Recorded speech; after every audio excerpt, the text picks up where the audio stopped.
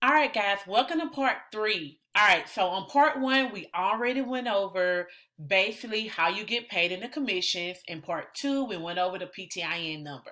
All right, so let's get into filing status. All right, so what is a filing status? I'm going to go over all of this and I'm basically going to tell you. So, the first step when you're preparing someone's tax return, you must choose what filing status that applies to your client. Now, there are five filing statuses, and I'm going to go over all of them. But number one, we have single. Number two, married filing jointly. Three, married filing separately. Four, head of household.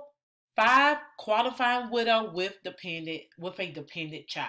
Okay, those are the five statuses. Get used to this. Get used to them because you're gonna be using them a whole lot. Okay, now let me go and break them down. Okay, number one, single. What does single mean? Normally, this status is for taxpayers who aren't married or who are divorced or legally separated under state law. Okay, so basically, just to kind of break down what I just read, single is a person that could have a child that or could not have a child.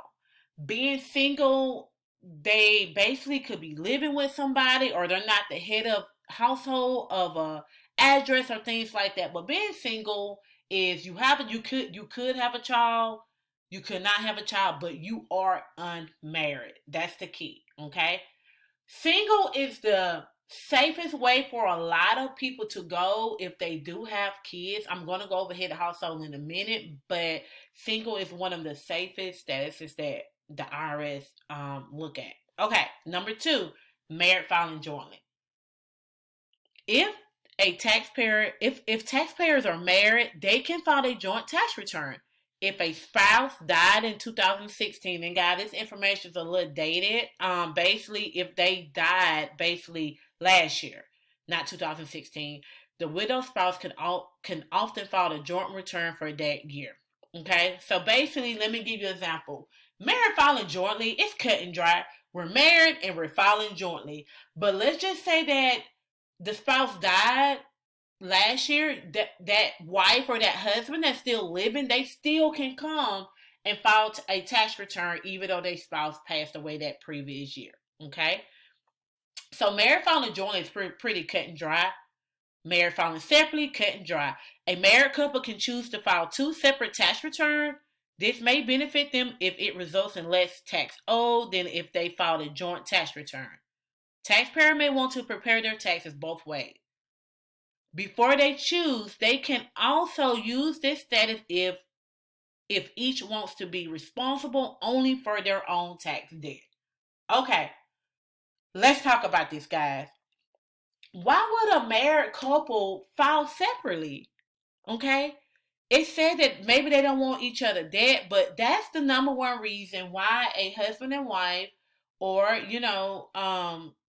which whoever's married, choose not to fall with the other person, because it could be the husband could owe child support, the husband could owe a tax debt, anything. It could have been unemployment, all kinds of unemployment fraud. It could be any type of things of why a married couple do not want to fall together. But those are just some examples. But that is, married filing separately is a status that they can file.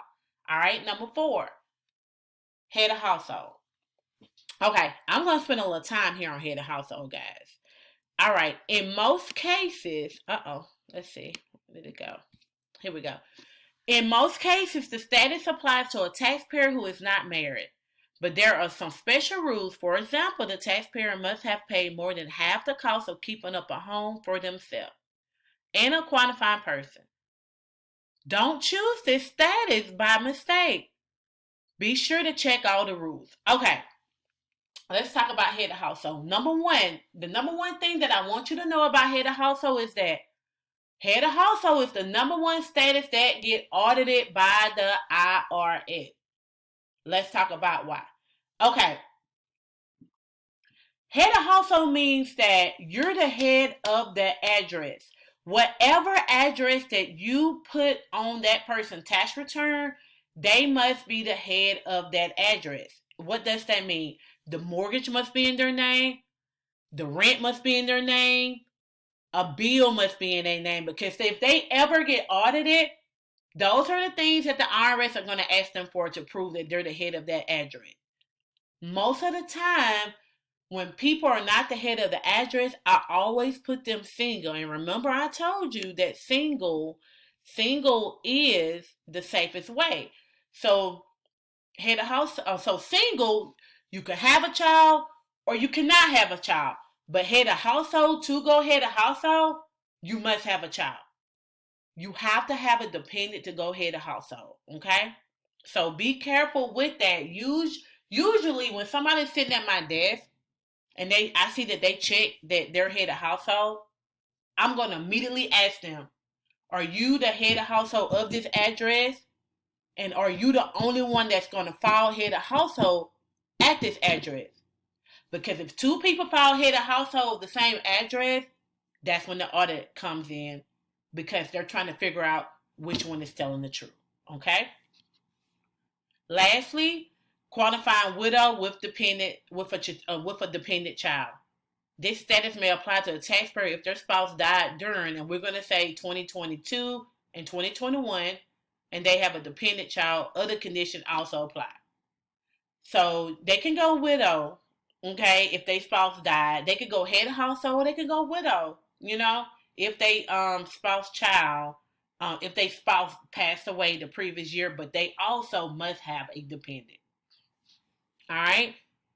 This is the end of the filing statuses. Again, our 5 filing statuses are single, married filing jointly, married filing separately, head of household, qualifying widow with dependent. This is the end of part 3, and I'll see you guys on part 4.